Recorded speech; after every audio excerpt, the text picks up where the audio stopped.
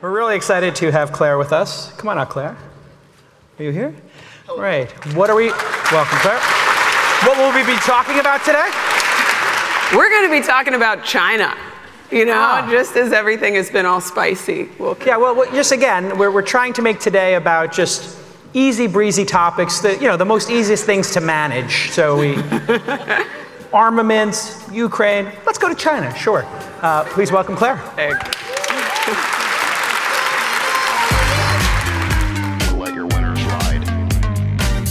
Rain Man David Sack. And instead, we open source it to the fans, and they've just gone crazy with it. Love you, Besties. Queen of Quinoa. We are going to actually keep this pretty apolitical today and maybe talk a bit about the parts about China that are less discussed in the headlines. And Jason reached out and he said he wanted to really understand what were some problems that we wanted to see solved. So I'm a property developer. I run Greater China for Hines. We're the largest private real estate firm in the world. And we have an incredible Greater China team. I know I see these folks in the front. They're like, where is she? I can't possibly spot her in there. So we have a team that is working across Beijing, Shanghai, Shenzhen, Dongguan, and Hong Kong. And we get to work really across the real estate spectrum. So we built the greenest skyscraper in China. We built some of the first international serviced apartments in the country and are doing some really interesting innovative projects. Like in Hong Kong, we bought a distressed hotel that we're turning into really a new kind of living, collaborative living that's super technology enabled for a young population there where the average white collar young person, it takes them 20 years of salary to be able to buy an apartment. So we get to approach these problems that are not unique to our part of the world, but often the solution is a combination of East meets West. So back to kind of what's the problem? Well, we're sitting right now in Miami, a place that is super exciting thanks to a lot of the things that are happening right here that have been hyped by a pretty awesome mayor, right? What did he do? He got on Twitter and he talked to all of us about what this city had to offer. It had key ingredients. It had universities. It had an upward trajectory. It had young people looking to collaborate. And at the end of the day, that's where we want to be, right? We want to be sitting together in awesome spaces like this, exchanging ideas with other interesting people. That's how you do cool stuff. And so as property developers, we think, how do you create spaces where people want to be their best, right? Collaborate with others and build a better future. So that's a lot of jargon, but what does that actually mean? Back to the problem. Well, first, these ingredients are pretty clear. I teach a class at Stanford on this called Who Owns Your City? And the students usually pick it up in the first 10 minutes. It's just a place that has pretty good infrastructure. Can I get a job? Can I afford to live here? And is there cool cultural stuff that keeps it from being too bland? But then, you'd say, okay, well, cities can learn from each other, right? You can just take those ingredients and apply it. And that's what Suarez did a great job of here. But we are living in a time where the East and West have never been more divided, right? And building a city, building buildings is really hard. It's like the most extreme version of hardware. So as a property developer, we spend our time really thinking about what are the big macro trends. What are startups focused on? Where do they want to be? Because our spaces need to be relevant for 50, 70, 100 years, and we can't pick up our building and move it somewhere else. And so you try to take the arbitrage of what's working in one part of the world and try to apply that to another and solve problems. And that's where you find great returns, but it's also where you build places that are going to be relevant for folks. And so, just a couple examples up here behind me. So, we talked about the living challenges, so for folks to be able to afford a place to buy, but the concept of rental apartments, so like multifamily, if anyone lives in a multifamily building with one landlord, that isn't totally a thing in Greater China.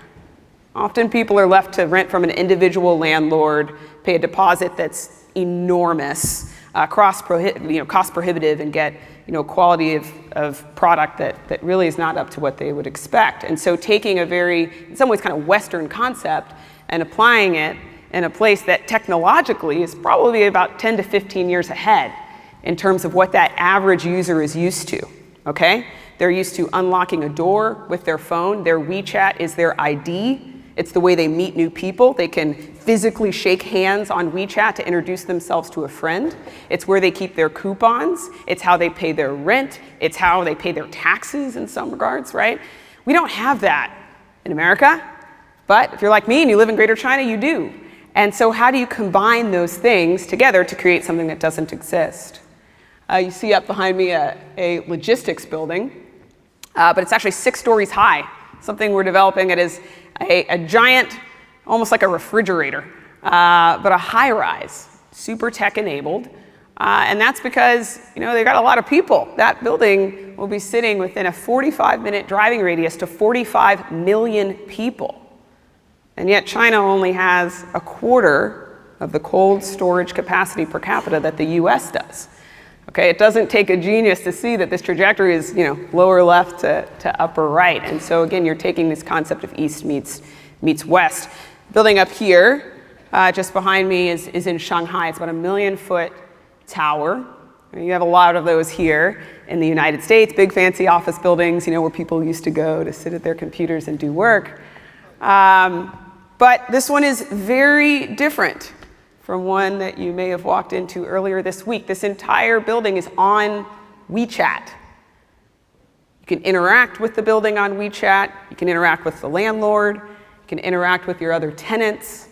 You can have chance encounters or organize a yoga trip in the afternoon with the people, with the space, using this digital interface. So in a way, it's really combining the way we live right now. We live in a physical world, but so much of our idea sharing, our collaboration is happening in the air, right? In a digital experience that we can't see. And so it's another combination of this East meets West. And so what becomes a problem and an opportunity, the problem, when you sit in the middle of this world, like my team has the honor to do, is you see that there are all of these opportunities for us to be able to share this, really the best of what the West has to offer with the innovation that's happening on the ground in China, but it is so hard to talk about in this very divided world. And so we like to take the positive side and say, we're living in this world of like Magic and Larry, and how can we make each other better? So I thought I'd use just a few minutes and then we'll hang out with the besties to maybe share a story that maybe y'all haven't read so much about, so that you get the benefit of knowing a little bit about what's happening over there, and you can see an example of where sort of East meets West and that collaboration can make us all better. So up here is a gentleman y'all will probably recognize. It's Deng Xiaoping, famous for really the opening up of China. And he was an experimenter. He had this vision of what China could be, and he saw what the importance of the physical world, the physical infrastructure, what a role that could play to enable the economy to jump further. And so the picture to the other side is Shenzhen, which in 1980 was barely a fishing village. It had about 58,000 people, very few paved roads, and Deng Xiaoping, he was from Sichuan, so he really understood what it was like to not be from the big city. And so he declared it a special economic zone, so Jingji Cequ. And that meant that it would be this place to experiment with bits of capitalism, with free trade, etc. So what is it today? Well, first, there's that same road along progression just a few years after it was declared a zone. And then up here behind me is what it looks like now. Shenzhen is over 12 million people. The average age is 29. It's really the tech hub of China. So companies like DJI, which makes 70% of the world's drones, they call this area home. And just within this area, if you were to go shortly from where this picture is taken, you'll have 2 of the world's 5 biggest ports by tonnage, okay? So how do you take that head start and turn it into something further? Well, they took a lesson out of the Book of the West, and they created something called the Greater Bay Area. It's like the, yeah, okay, you guys get it. And so what is the Greater Bay Area? Well, it is a collection of 9 cities on the mainland side, some of which may be familiar to you guys. So Shenzhen, as mentioned, and Guangzhou. Guangzhou is about 18 million people. Places like Zhuhai. Do y'all remember, several years ago, there was this thing about China building the longest bridge in the world. Everyone's like, where is that? Okay, it was in Zhuhai. And then, so 9 cities on the China side, and then Hong Kong and Macau. And together, this area, it's about the size of, call it West Virginia, today has a GDP that's sitting right around Canada and South Korea, okay, about 1.7 trillion. In 2017, they declared this Greater Bay Area name, and it was there to really back up a lot of the investment, frankly, that had already started to join these cities together to create a super region. So within that super region, they spent about $300 billion to build infrastructure to further connect it. So within just 4 years, they'd built 2,000 miles of speed rail, like high-speed trains. Here we have like a little, one from here that goes to Fort Lauderdale. Texas is going to get one in the year 2090. And so what does that mean? That means that I can walk out of my office with my teammates in Hong Kong, which is right next to that big Ferris wheel thing that everybody recognizes. I can take one stop onto Metro. In 13 minutes on a speed train, I could be in Shenzhen, or I could keep on going, and I could access about 23,000 miles of high-speed trains and get to Beijing, get to further than Guangzhou, get to Western China. It is amazing, and it is happening so quickly, and that number will soon be 40,000 as they continue to build. But it's not just speed trains. These are interconnected nodes with further metro, right? With transit-oriented development on top of the meetings of these trains. So back to the so what. So we know that if you take cool people and put them in cool places and you give them an opportunity to interact, well, what can you do? So this area, again, the size of West Virginia, now with 70 million people who are all quite young. And again, back to the ingredients, we talked about what sort of fosters innovation. Well, they've incentivized universities to put additional campuses here. And these are the best universities in China, so Tsinghua, Fudan, et cetera. They funded further life science. They funded further tax increment zones to encourage businesses to come and set up nodes of activity focused on areas of excellence. So remember we talked earlier about in 1980, there were 58,000 people in all of Shenzhen. So just between 2010 and 2020, in one small neighborhood on the western side of Shenzhen, they filed 58,000 patents. It's pretty amazing. And that shouldn't be scary. That should be exciting, guys. This is where we get innovation. This is how we get better. Back to the magic and Larry, right? Thank you. Yes, you can clap for that. You can clap for that. So, what does that mean for us? What does that mean for folks who are sort of getting to work in this interstitial space in between, getting to live within it? Up here, behind me, I'll clear the visual for you. It's further just connecting, showing these metro lanes, these trams, buses, et cetera, leading to these speed trains. Back down here, that's Hong Kong Island, and then this takes you through a bit of the Bay Area before you get out to the rest of China. Well, why does it matter? It's because these things layer together. Okay, so China's e-commerce percentage is about 25% of their overall retail. Here it's about 14%. Again, y'all are smart. We can see where this is going. So you can take some notes on the preview and see what things and trends may be coming here. In China, about 85-ish% of their transactions are mobile. Here, that's barely 30%. Where is that going? How does that work? Again, you can see what's happening. Another is you can look at trends that are just part of the world there that haven't made it here. And you sit there and you're like, wow, what a chance to iterate. So the example there, again, we'll stick with shopping and retail, is social shopping. So this idea of streaming while shopping that's layered with a full experience, and imagine what it can do. Again, if you layer that on top of this WeChat platform we were just talking about, a place where I can go and I could make a new friend right now. You, by looking at you, showing my phone to you, putting them together so we can introduce a product, introduce a lecture, a concept together. Imagine what we can do. Elon likes WeChat. He was just talking about it yesterday.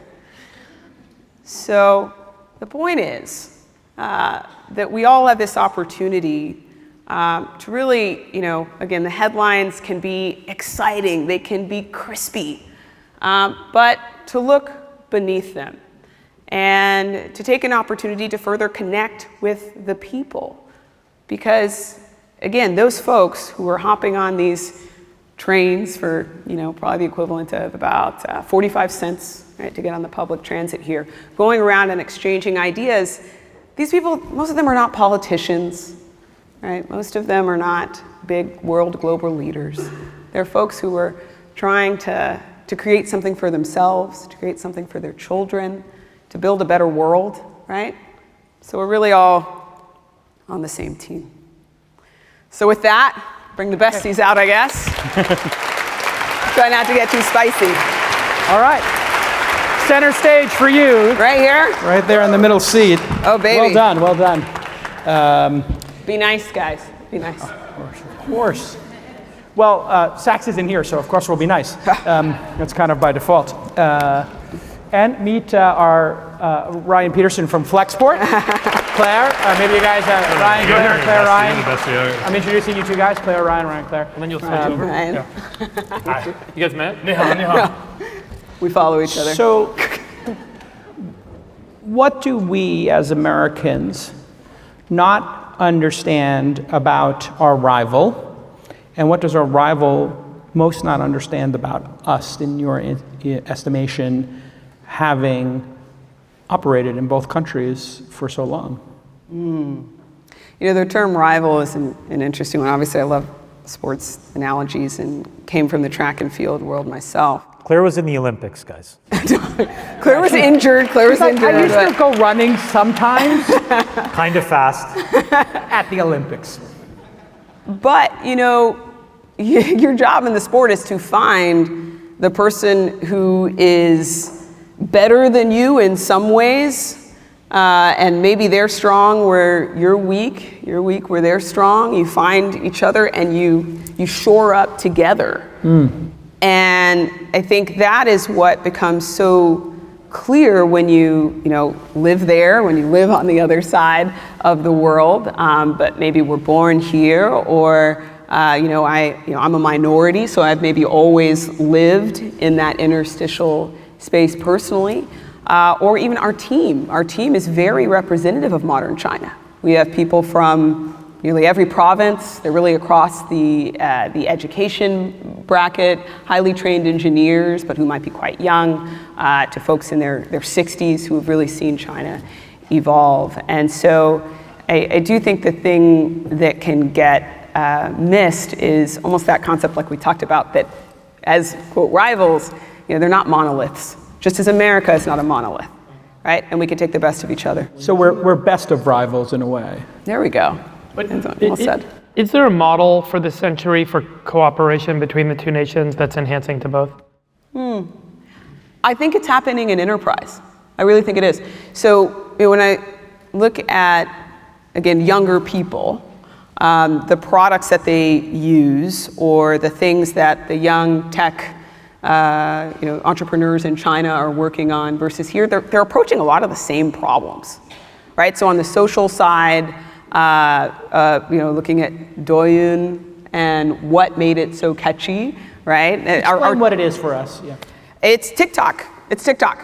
And back to that one about cheat codes and a preview. Douyin was popular years ago, and so I remember first looking at the app and being like, wow, this is very catchy. And there's effectively no difference between Douyin and TikTok. Do you read and write Mandarin fluently as well as speak it, or? Well, you will never confuse me for a fluently local. enough, yeah. 我有很多工作要做, but enough to get by.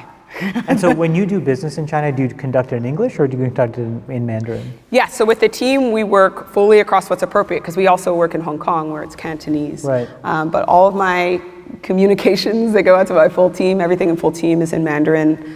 We do have a large part of our team that only functions within Mandarin. So when you're, for example, you showed some of these buildings, and the idea that came to me is this is a massive coordination problem that's almost impossible in the United States, which is if you had this idea of like this living, breathing, monolithic building that is connected via the internet, it'd probably be 50 organizations in the United States that would have to have a say or want to say.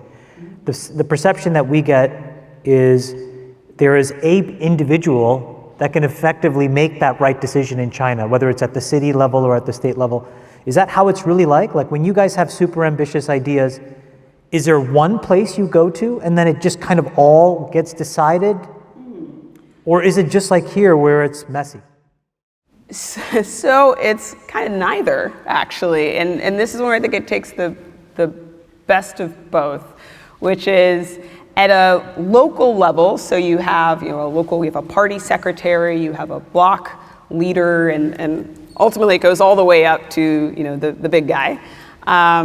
But China does this amazing thing. They have a 5-year plan. They call it the 5-year plan. Last year was the 14th 5-year plan, and it sets KPIs and areas of focus for the entire country. And those are things around carbon neutrality, education, care for seniors, agriculture, industry. And it's a lot like, for you guys who are running companies, setting goals and how are you going to get there? What's the roadmap? But that filters all the way down. And so at a local level, those KPIs for the local leader are, how did you make your district greener? How did you increase revenue from higher quality services and technologically advanced companies? Like what happens if you don't achieve it?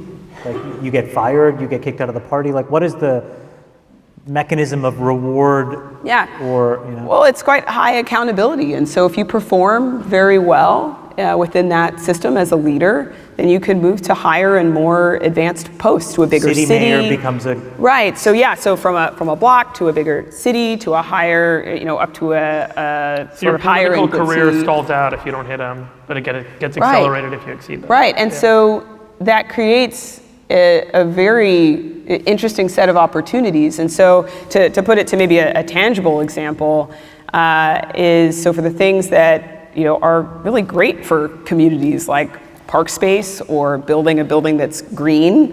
The last building that I showed up there is sits right on top of a metro and is next to a natural history museum. And we needed to work with the local government to ensure that we were relating to the area properly, leaving it better than we found it. We look at projects where you can't do the project unless you show that it's going to be green and additive or restore historic buildings in the area. There's a real handshake there that I firmly believe creates better outcomes. I know our team would say the same thing. Claire, what's going to happen with the capital markets for your business with Evergrande and like some of these big kind of property developers that have had major debt problems? And have you seen that already flowing over? And you understand the market very well. You probably are able to navigate this, but the foreign capital and other investors might group everybody into the same block and get scared off. Sure. So certainly we get a lot of questions. But it's another one where the headlines out versus inside the country. Certainly, the built environment, the construction, and the real estate industries. If you combine that all together, you've got about 27% of the economy. If you include the full integrated stack, one of the things in 5-year plan is to diversify away from that in a way. But is, Evergrande and the other developers, the real focus at the local and the higher level is to help the regular people get good on their deposits and ultimately get the homes that they were promised. So it's very interesting for developers like us and acquisitions people, as for some of those smaller developers who got into trouble. Has there been a bailout? Is that the wrong word, the way that it's been characterized in the U.S. media, that the Chinese government had to step in, shore up the balance sheet, make sure Evergrande wouldn't default on some of their loans? I think there was a concern that there would be an entire meltdown of the full Chinese economy, which is not what we feel on the ground. And I think, if anything, it's created a set of opportunities to really level set, especially on the living sector.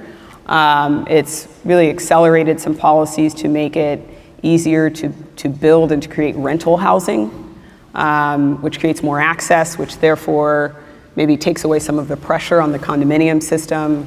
For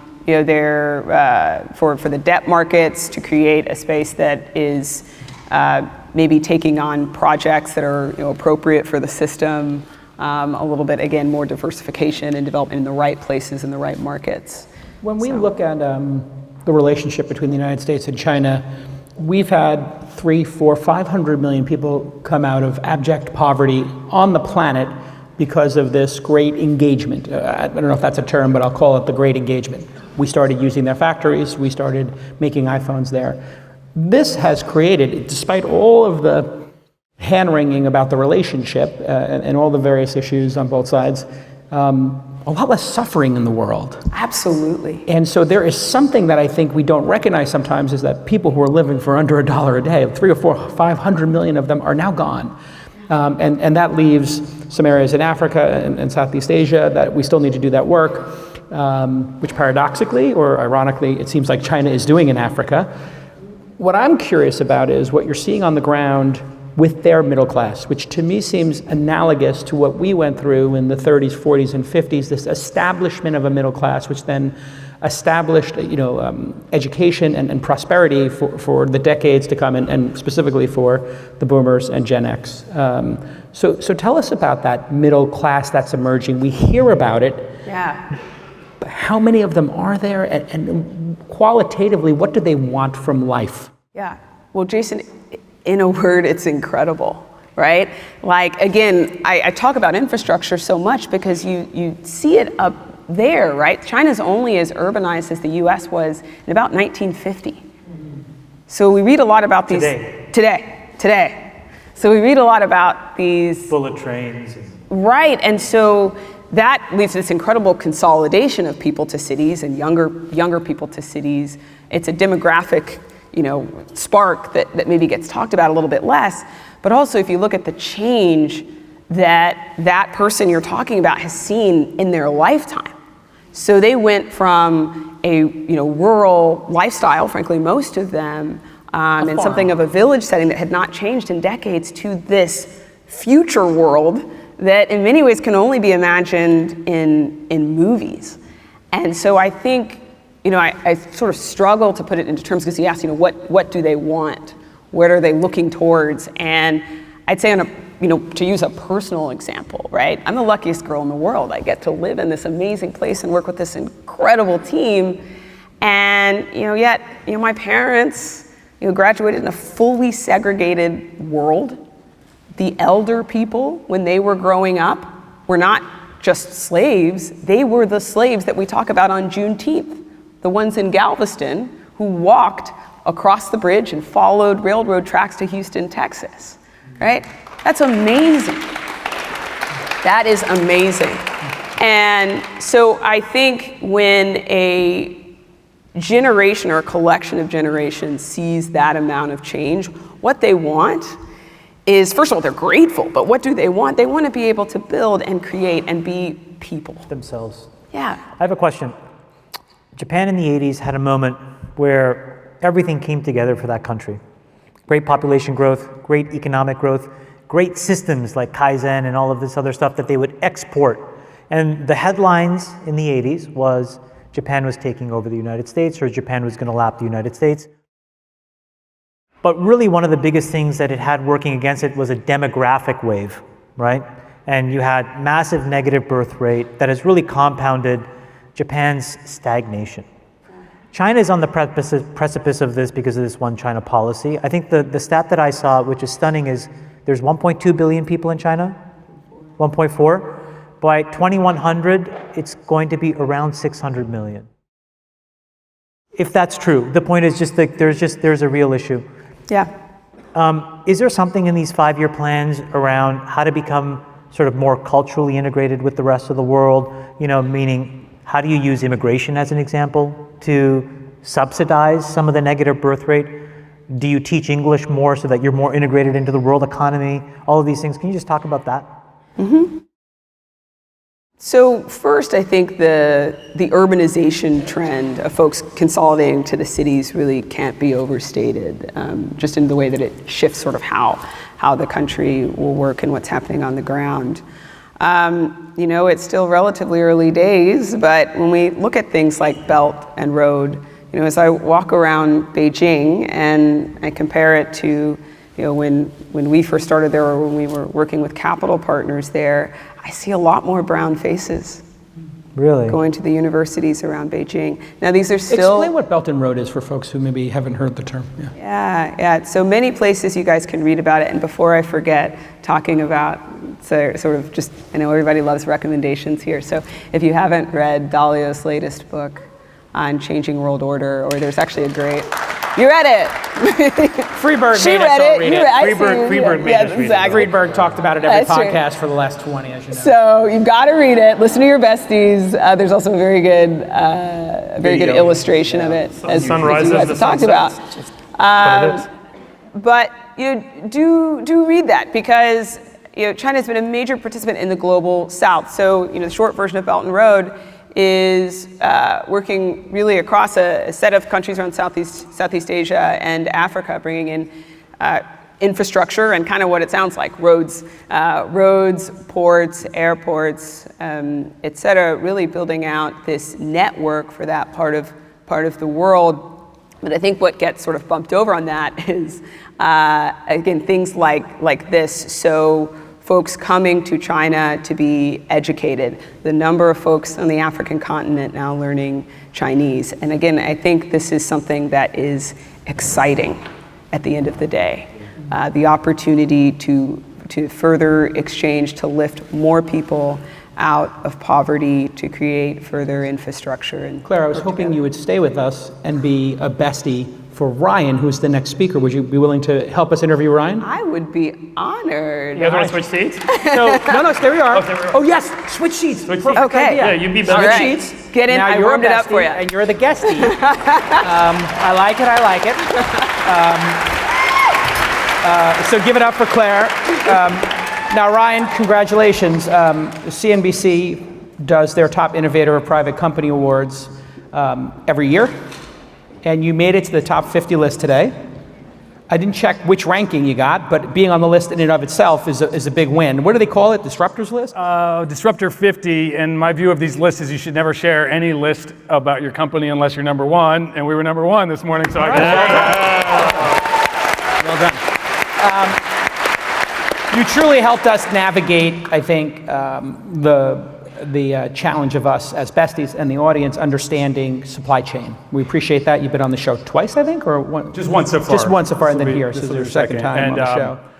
Apologies, I was filming the interview for that during Palmer's talk this morning. You didn't miss You missed anything. nothing. Yeah, I don't know what I missed. Nothing much happened. Nothing much happened. But when Palmer and I woke up this morning, we're writing our speeches together and deciding, what we were going to say. Oh, do you have some feelings you'd like I'm to just share with the kidding. class?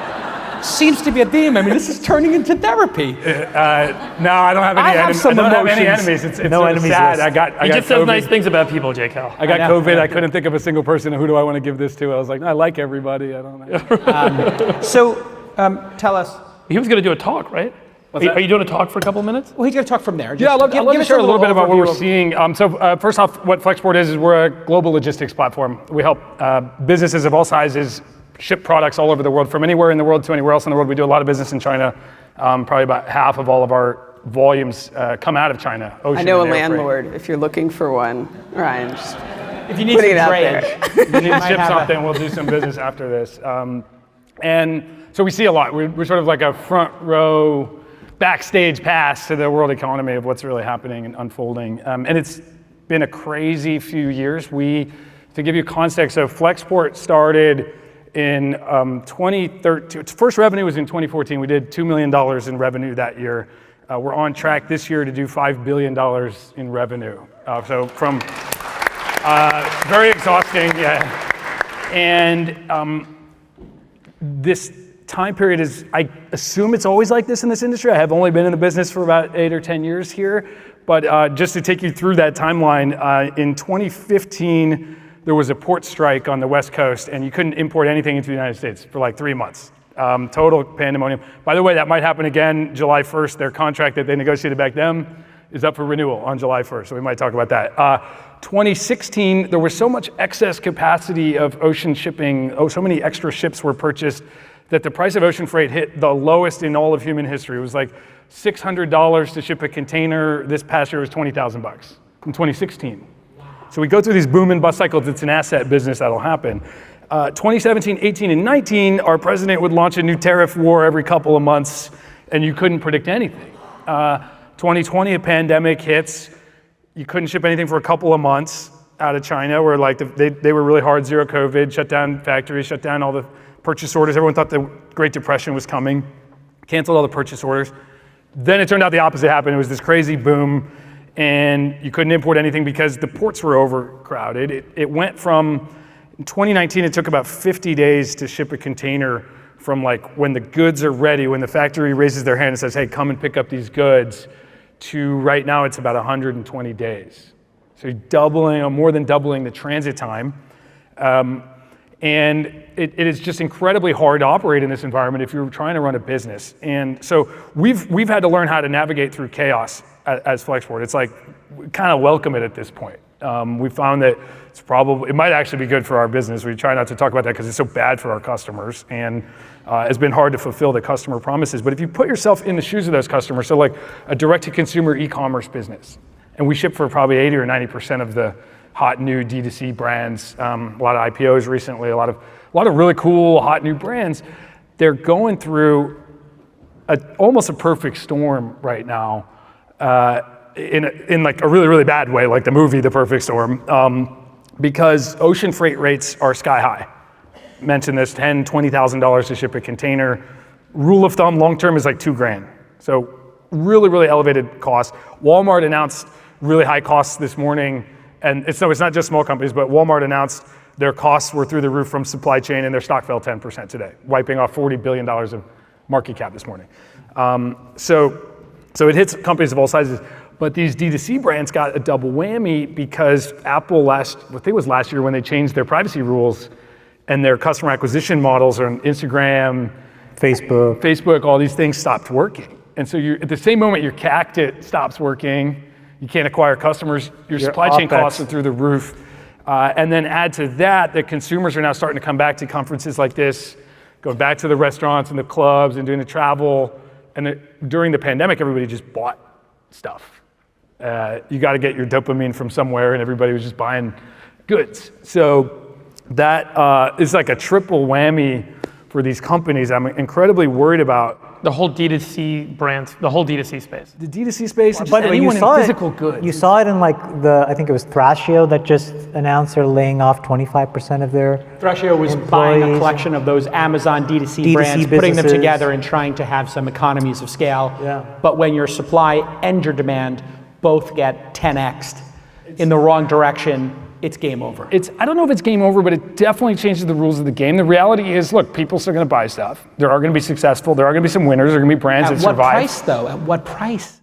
Well, so you're saying that your thesis that you're making, the statement that you're making today is, hey, we're seeing real significant risk to D2C companies because of this confluence of issues right now, and this could be a big threat to a lot of businesses, particularly in an environment where venture funding is. I think, venture funding. Oh my gosh, right. it's a triple The storm. capital markets are driving Capital up, markets, and public and private. Investors like you all will look at this and go, hey, maybe I, put more into SaaS. What or something. Keith said, it's just easier to not do anything. It might be easier to not do anything. So what does that mean? How do you manage this? And fundamentally, one of the problems that that comes about in all supply chains. It's been written about, the famous PhD paper from like the 60s or something called the bullwhip effect. And a bullwhip, if you like crack a whip, the end of that whip is moving incredibly fast. And it's a bit like that in supply chains because you have imperfect information. And so the people doing demand planning are living in one system, they're selling goods, they're looking at this data set. The people producing stuff, it's in a different system. How long is it taking to produce things? That's getting longer. The transit time's getting longer. This data is living across all these different domains and becoming very, very hard for a brand to make a decision. How many goods should we buy?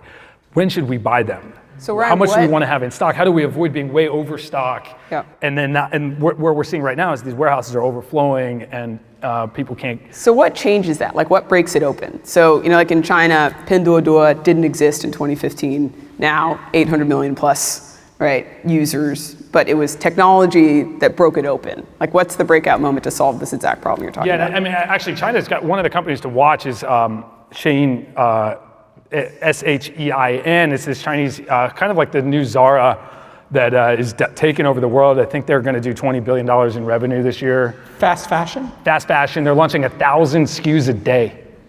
1,000 new SKUs a day, all like AI generated, and then if people order enough, they produce it, and it's like really incredible. Wait, you're saying a robot says, make these SKUs.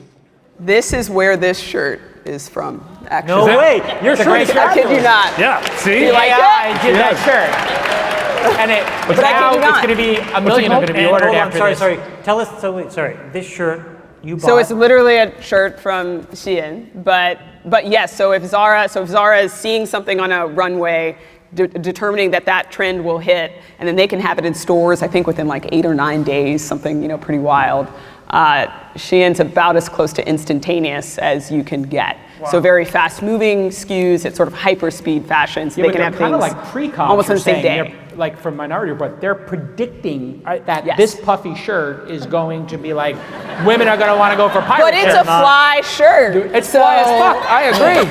and I think one of the key things here is the transit time of how long does it take you from when the thing is made to when it gets to the customer, because if it stretches out the way it has right now in the ocean freight market where it's taking forever, if that takes 3 months, 4 months, 5 months, Might not be fly no more. 6 months, all of a sudden you've placed these orders and then the demand went away because people started going to nightclubs instead of buying their gardening equipment. And so the tighter you can make that, and it does speak to spending a little bit more on logistics, where a traditional procurement person in logistics only thinks about like, I'm just gonna buy the cheapest freight I can ever buy, because they don't understand that your goods in transit are just money that's taken a different form for a period of time. And money has a cost to it. And if you're sitting there on 6 months, that's already expensive because you got to pay interest on that. There's opportunity costs. What else could you do with the money? But now that cost has gotten much worse because by the time the goods arrive, maybe nobody wants them. You saw that with Christmas, where you import Christmas. That's the classic thing. You import Christmas stuff, and in January it's worthless. At what price do people just find alternate ways, whether it's you establish domestic 3D printing or you buy a fleet of planes, or like there's got to be a work, because like I saw this image, I think maybe you tweeted it, of this entire massive traffic jam basically trying to get the ships even into China because the COVID-19 lockdowns are so strict, that's also exacerbated all of this. But and last year, Walmart, didn't they announce they're spending $10 billion verticalizing their supply chain and building out their own infrastructure for moving goods? You're seeing a lot of companies do this. Much easier said than done. Yeah. You've seen at least a few of the big box retailers, Walmart, I want to say Home Depot, Costco, a number of these guys have said, hey, we're going to charter our own Target ships. was the other one. Maybe Target, Amazon, of course. Yeah. Go charter their own ships, go solve the problem their own way. It's really hard to do, run these things at scale and operate it. It looks good at the PowerPoint slide. When you have to get down to it, it's really hard. So is there a big CapEx play here, Ryan, for the next decade? I think, Like a big capital equipment, hard asset play? so the world's ocean carriers, that's what we call the people that own the ships, have actually ordered 25% more ships, increased the fleet by 25% over the next 3 years. Wow. So it could be ugly the other way real quick. You have too many ships and nobody, the ship owners can't Same make is any happening money. in mining. I mean, like it's a similar sort of, but anyway. Ryan said it best. The problem is you can't forecast demand accurately for these long lead time categories that are highly CapEx intensive. So Totally. whether it's mining or whether it's shipping, how do you make a $500 million CapEx decision for a business demand cycle that's 5 years into the future. But they're all taking profit hits and saying we have to make this investment because we need the security, we need the redundancy. I mean, Walmart did it, right? They were optimized to a T. Well, so and then all of a sudden it's like, hey, that optimized system doesn't work. Look, the way that mining, for example, deals with this, which is really interesting, is they get these companies to sign up what's called take or pay agreements, right? And so they can actually smooth out the demand curve 5 or 6 in the Can't do that to future. consumer. Take or pay means I'll do a deal that says, okay, I'm going to rip the lithium out of the ground. You take it or you pay for it. I don't care what you do, but I'm going to get the revenue assurance I need to go to Wall Street to get the money. We've started to see those signed for the first time. So we've signed 3-year contracts. Flexport was the first ever to sign a multi-year contract where we commit, we will pay for this freight whether or not we ship anything. We're gonna pay up front. Yeah, okay, take or pay.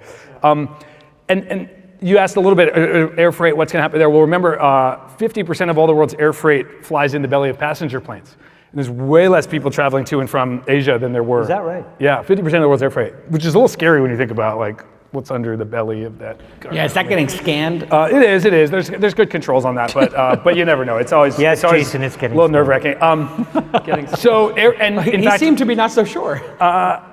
you know, you work in any industry long enough, you start to question whether everything's perfect. So we've actually got 10 passenger planes that we've leased, and we'll keep doing more that are not flying any passengers. We're just filling them with freight. We started doing this in the pandemic. Are there seats in them? Flying masks. Are there seats at the top? There's still seats in some of them. Some we've ripped out the seats. It's like Castaway. You got the big plane with basically Like just holding stuff. If you want to go to Asia, I've got a 787. There's nobody on there. It could be a private flight, just you. But exactly, this is why you've seen the rise of logistics real estate as a deeply institutional asset class, because that math that you talk about, the algorithms of determining what is ordered, how long will it sit, and how fast do people want it, that takes an infrastructure on land to be able to get it to people as well. And coming back to the question about assets, is there a play here? Probably yes, because most of Wall Street has been trained. They've gone to all the same business schools, and everybody's been trained that like assets are terrible. Get them off your books. Don't carry them. Well, this is what happened with oil and gas, going into last year, and then everyone missed it. You want to be asset light. It's still the trend, and almost everywhere until somebody like TSMC comes along and says, you know what, you don't want assets. Intel, like, fine, we'll build the fabs. Another $400 billion company because they're willing to have assets on the books, but it's a different investor. And now they have the power in the equation, and they can get a better share of value. And I've been answering this question. That's the real estate business. The hardest question for me to answer, and I know that there's some entrepreneurs out there who have the same question. Anytime someone asks me, is Flexport a software company or a logistics company? Are you going to own assets or not own assets? Yes. And I think the correct answer is to ask the investor which one they'll give you a higher multiple for, and then just say that.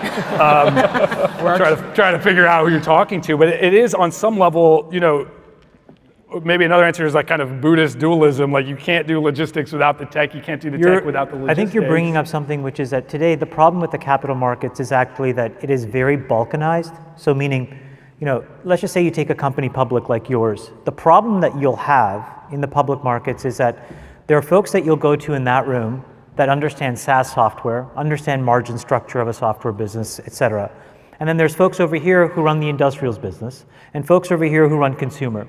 The problem is those three folks don't talk. They have three completely different conceptions of what a good business is. And the problem for you will be, and I'm not forecasting this for you to be a problem. You're correct.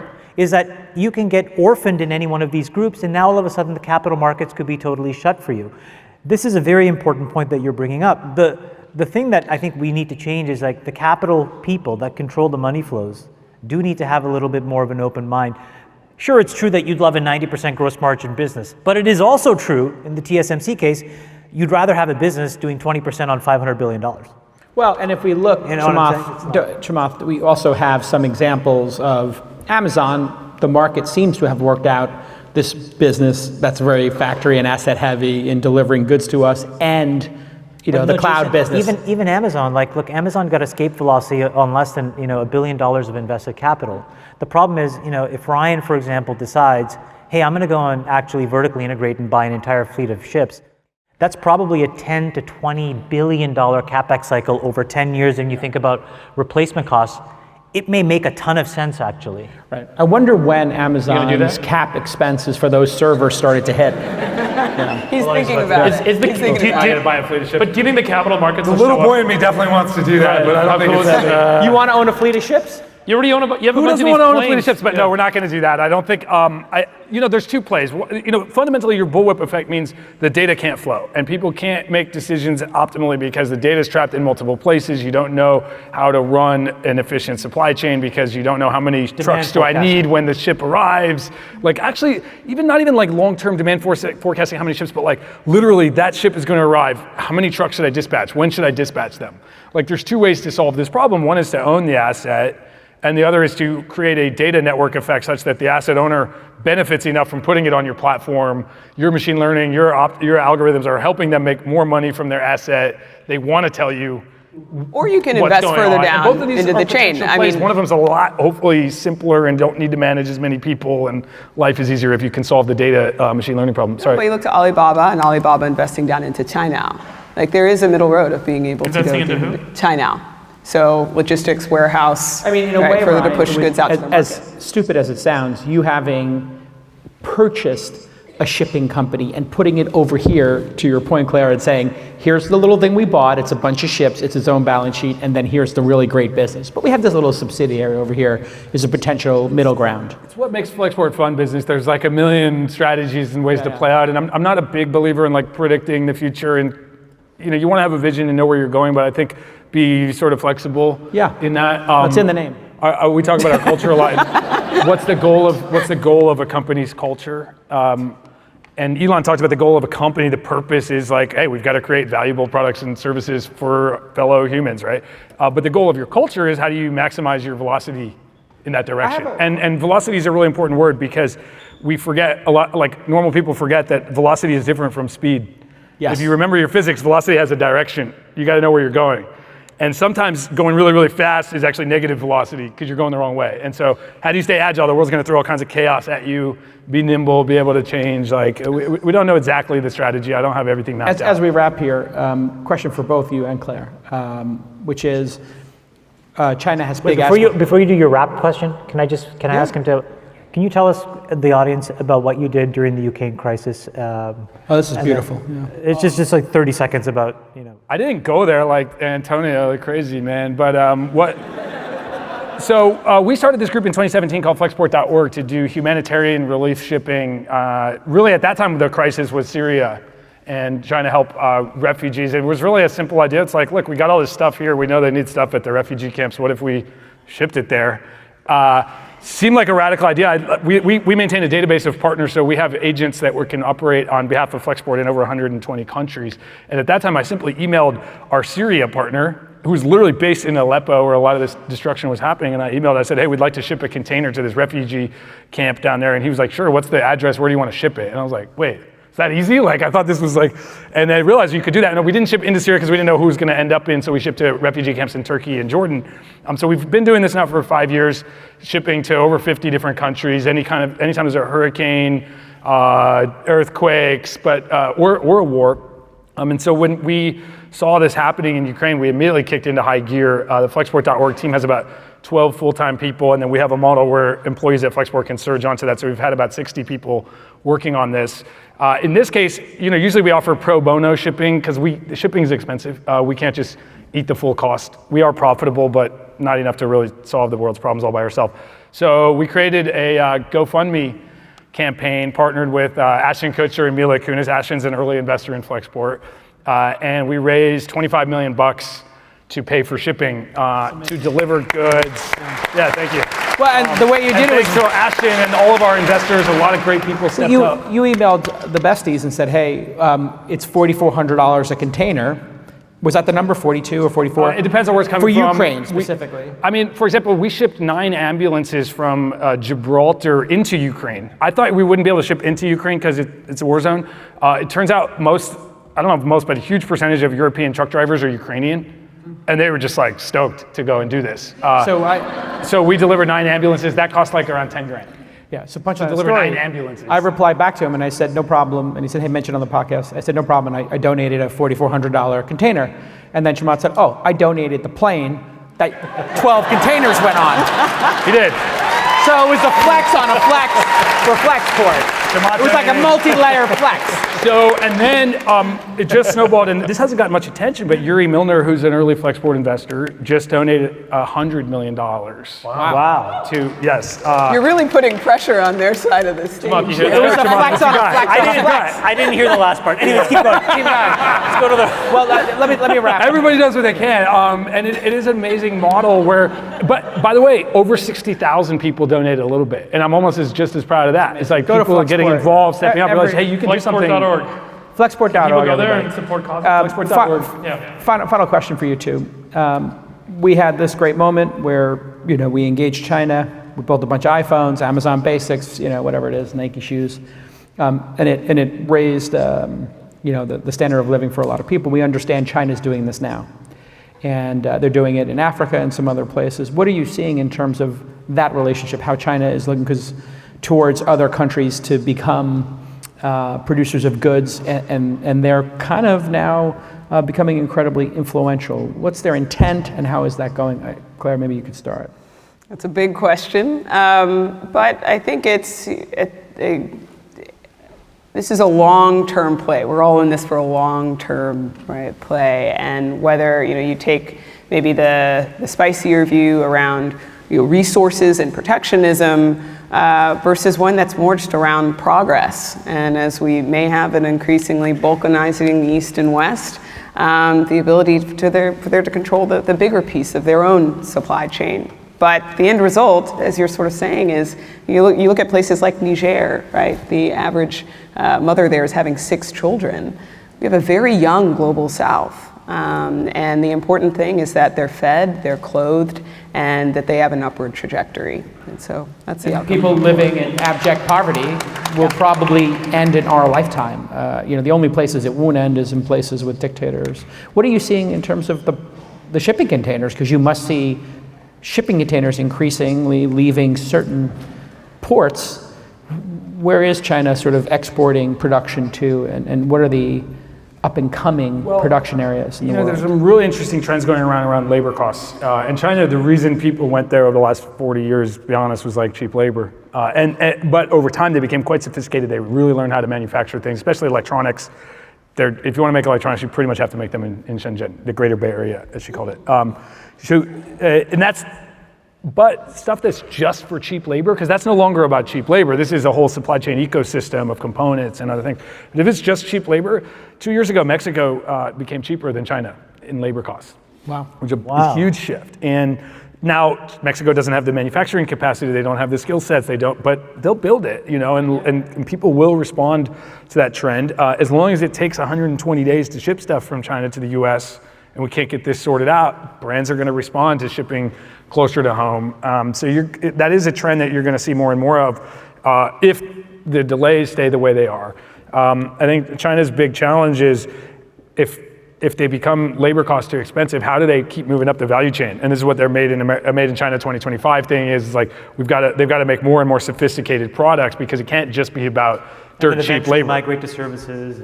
Yeah, and that's a huge challenge, and very few, if anyone's really done it, no one's done it at that scale because they're the biggest country in the world, but Japan, Korea have kind of done that, but not 10 times India as well, bigger moving to a population. services-based economy. India with IT comes to mind, and then they'll become entitled and want to retire at 55 like Europe. And by the way, speaking of China, my favorite answer, someone at, I think it was Zuck, although Toby from Shopify told me he lifted this line, his employees were asking him about the 4-day work week.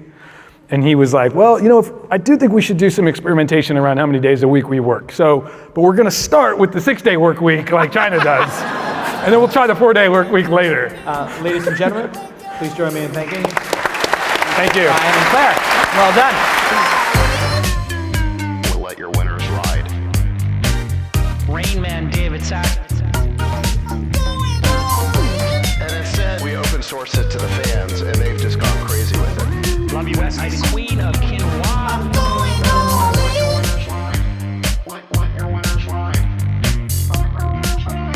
Besties are gone. That's my dog taking a notice in your driveway. Oh, man. My haberdasher will meet me at Clinton. We should all just get a room and just have one big huge orgy, because they're all just useless. It's like this sexual tension that they just need to release somehow. Wet your beak. Wet your beak. B. What? We need to get merch. I'm going all in.